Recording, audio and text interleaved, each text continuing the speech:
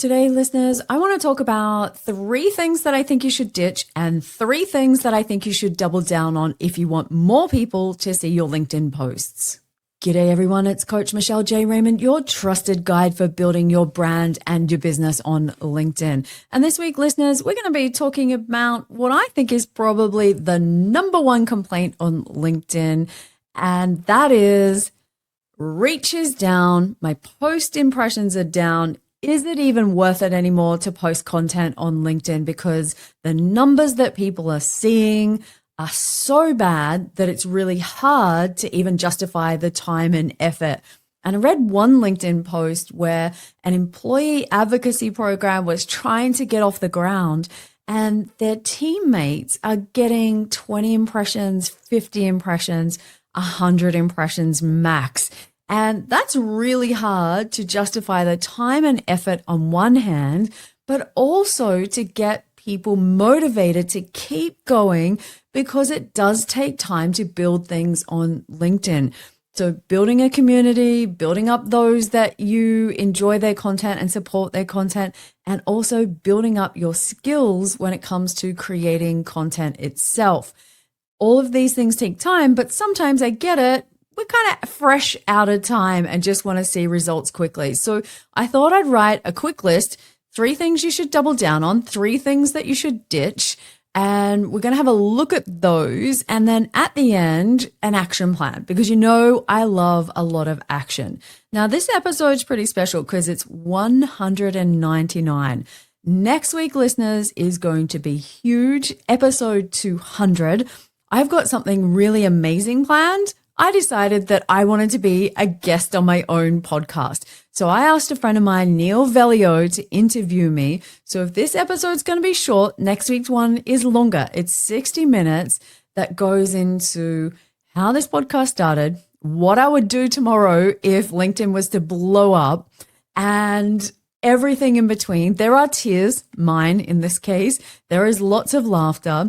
I get a little bit cranky about some things. So it's, something that I'm really proud of. It's raw and authentic, and I hope that you will love it. So if you're not subscribed to the podcast right now or following it on your audio apps, please do that so you don't miss it, because I promise you it's really special. But let's get into this week's topic on how we can get you more post impressions on your LinkedIn post. Right after this, we're going to dive into the 3 things that I think you should ditch. 3 quick things that I think you should ditch right now on LinkedIn. Number 1, for me, absolutely has to be ditching boring professional posts. Now, if you've been listening to the podcast for a little while, I've been banging on about this one because B2B content is so boring, it puts most readers to sleep. And when they go to sleep, they don't comment, they don't like, and they don't engage on your posts. And when you're not generating conversations on LinkedIn, then that's pretty much when LinkedIn slowly and quietly just makes your post drift away, never to be seen again. And that's the last thing that I know that you want after you've often put so much effort into creating content. Let's be clear, it takes time and effort and putting yourself out there. So to not get results, really, it's not going to be worth it. There's nothing else I can say to you. But professional, I think, is a word that actually just kills content on LinkedIn. We want to be seen as the people we are at work, speaking to other professionals, and especially if they're C-suite that your target audience is. Honest to God, the posts get even more boring. And I don't know how those people ever enjoy their time on LinkedIn because there's hardly any personality out there. So get some personality into your posts and ditch professional. Honestly, you're allowed to have fun on LinkedIn. I'm just going to throw it out there again. So let's go into number 2. Number 2 would have to be templated posts, i.e., you've gone on to one of those automation tools, and for the love of God, please go and unsubscribe yourself right now so you don't lose your LinkedIn account. But within these tools, quite often they have viral templates that you can copy and paste. And we've seen that blow up on LinkedIn over the last week or so with so many posts around your SSI score on LinkedIn, which is so irrelevant and out of date and really nothing that's secret or hidden like these posts would make out, but they're just everywhere on the platform. Honestly, come up with your own topic. Talk about what's important to you. And that is probably not going to be LinkedIn unless you're someone like me that is earning money from teaching other people how to grow on LinkedIn. If that's not the case, stop talking about LinkedIn in your posts, and especially by copying these silly viral templates. And that's all I'm going to say on that. The third one that I want to talk about is probably a little controversial and probably not something that LinkedIn wants me to say, but I'm going to say it anyway. LinkedIn are still heavily promoting video content as your savior on LinkedIn. And honestly, it's just not. I haven't seen it with my own content. Some of you might be listening to that and go, well, video is not your strength, Michelle. So it's probably why video is not working for you. And that would make sense if I'm only referring back to what's working for me personally. But you got to remember, I'm working with clients across the world. I've got a community of amazing LinkedIn nerds that we all learn from each other. I'm watching and observing and researching constantly. Like I live and breathe this stuff, and the numbers just don't add up. If you'd asked me in Q4 of last year, so, towards the end of last year, was it the case that you could post a video on LinkedIn and have it go to 1 million impressions, 2 million impressions, and often more than that? Absolutely, I would have been telling you that. And it just took off. And I feel like LinkedIn turned up the dial to make sure that they had some great stats to say year after year, video has grown by 30 odd %. Yeah. And then what you did is you turned the little dial back down. And in general, video content, I don't think performs as well as a standard post with an image.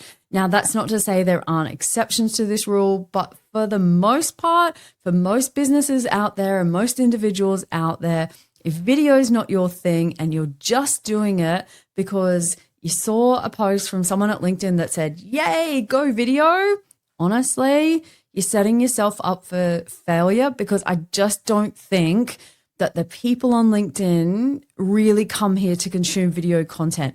Why wouldn't you go to TikTok or Reels or Shorts to go and enjoy an algorithm that actually works rather than a LinkedIn video feed that's got rubbish coming from everywhere? You can't really customize it, and the content's really not that great. Let's be honest. They don't give you the tools to be creative, even though they've got some new integrations. But ultimately, if it was up to me, I'm not going hard on video going into the new year. It doesn't mean I'm doing zero video, just means I'm not going hard on it like they would suggest. So that's the 3 things that I would ditch. So boring, safe, professional content, gone. Let's get some personality. 2, let's not jump on those viral templated posts that are going around. Let's scrub those. And 3, video content, don't go hard on it. Keep it included as part of the mix. But they're the 3 things that I would ditch. So what are the 3 things that I think you should double down on? Let's talk about that next. 3 things that I think you should be doing more of when it comes to your content if you want to get more impressions on your posts. Let's start with number 1. I actually think that I'm going to start with a content format, which is never the cool kid on the block, but ultimately I think still performs really well when you nail how to do a good one. And that is a LinkedIn poll. I think right now they are still having a moment, and they are working because they give people an easy way to interact. Like it is just choose an option, click, keep scrolling, no one sees your name, and they're just, a bit of fun, easy engagement. And for me, no matter how often I do polls, and it might be like once a week that I'm doing them, once every 2 weeks, every single time I'm getting far more impressions than posts that I do. Now, what's my secret? Because not all polls are created equal, and I have done a specific episode on this. If you want the details, reach out to me and I will drop you the link. But ultimately, don't give people too many choices. Make it easy for them to pick a side and give their opinions. So if you have a look at the polls that I do, quite often you'll see I give people a yes or no, choose A or B. If you don't want to do that, and there's always the people that don't want to be put into either category, they want to have their say, then give them an option C, which is C, comments. And I just write that as the option. Now that works twofold, because the more comments you get on the poll post, the more that the LinkedIn algorithm rewards that, because you've got conversations going. So pick a topic within your industry that essentially will divide people or give people a choice to make. And honestly, they just work a treat. Not very glamorous, but super effective. What else am I going to pick? I would say the second thing that I would double down on, and it's really important, and I'm going to say it's really more important this year than ever, and that is have an opinion and back yourself with that opinion.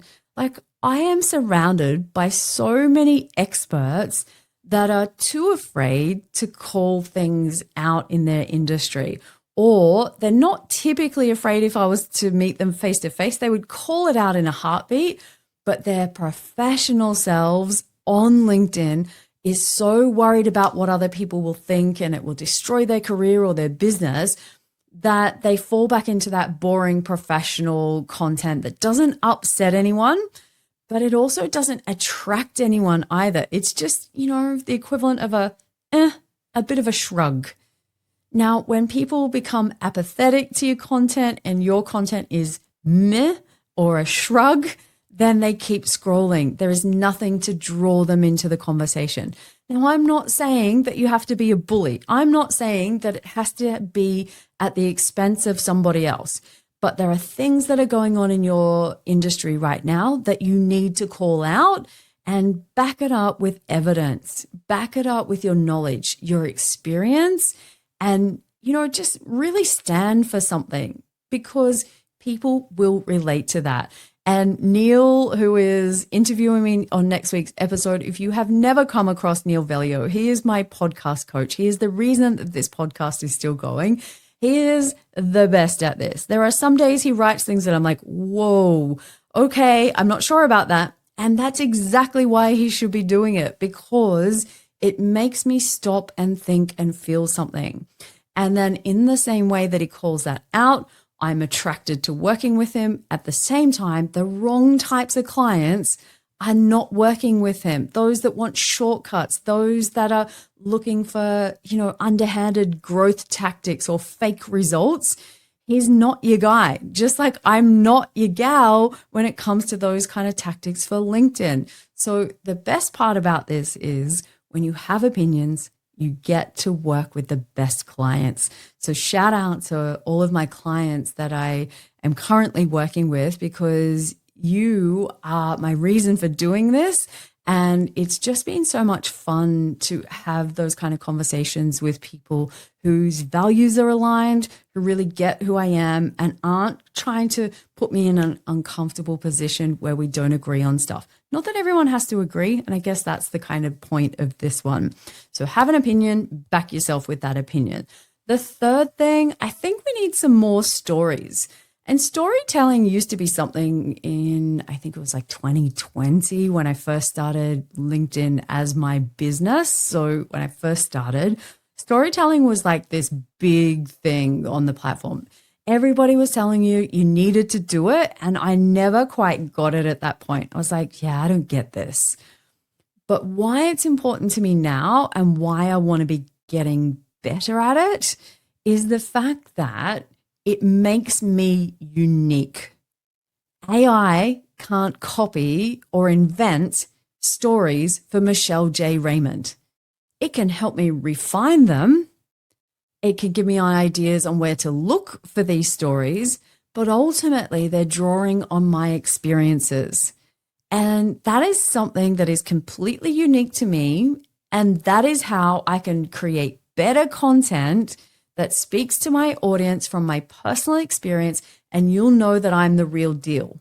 So I want you to have a go at that. Talk about the things that you've tried, not what you read about, not what someone else said, but really get personal. What are your views based on your experience, and share those stories of how you came to, I guess, form those opinions, right? And that's what storytelling is for me. It doesn't need to be something complicated. I don't have big structures around that. There are plenty of other people out there who are experts in copywriting that can help you out with this. And maybe I'll find a guest for the podcast so that we can dive into this topic a little bit more. But just think, what can you talk about that AI doesn't know about, because there's only one of you? There is only one of you that has had your work experience, your life experience, and has your personality and values. That is really how you create trust with your audience, because they feel it and they know it's real. And if you throw in a dose of empathy for what life is like for them on the other side, winner. You can never do too much of this stuff. So they are the three things that I think you should double down on and do more of. So polls, I still think that they're a winner. I know there will be plenty of people out there that will say to the contrary, and I'm okay with that, because having an opinion and backing yourself is a great way to attract the right audience. And that is working on LinkedIn. Getting those people aligned with you and repelling those ones that aren't aligned is a great way to really build engagement and build conversations. And again, that's what the algorithm loves, and that's how your impressions go up. And then the third thing, your stories. That way you can't get replaced by AI. And I think that's a very good thing at the end of this year. There you have 3 things to ditch and 3 things to double down on to get more LinkedIn impressions on your post. So what do I think you should try between now and next week's episode? Well, number 1, try something new. Do something different that you've been too afraid to have a go at, and just give it a try. Honestly, you are not going to blow up your whole personal brand or business brand by trying one post to see what would happen if you tried something different. Would you get more reach and impressions? If you don't get more impressions, it's a learning curve. You can then look at the posts that do perform well and have a look and say, what did they have in common? Was it a photo of you? Was it a great introductory line? Was it informative and helpful? Find the thing that your best performing posts have in common. And what I love is I can go into Metrical and have a look at my analytics and just spot these ones easily. I can sort all of my data out. So if you're not using a tool like Metrical, check it out. You can get, as I say in the ad at the start of the show, you can get 30 days for free and try out the premium plan and have a go at this. So great way to do it, easy way to do it. Audit your recent posts, try something new. Let me know how it goes. What's working and what's not working for you? Have you been experimenting already and have something that you want to share so that I can share it with the rest of the audience? I love to hear from you. And as I said, next week is going to be probably the most special episode to me that I've done. It's episode number 200.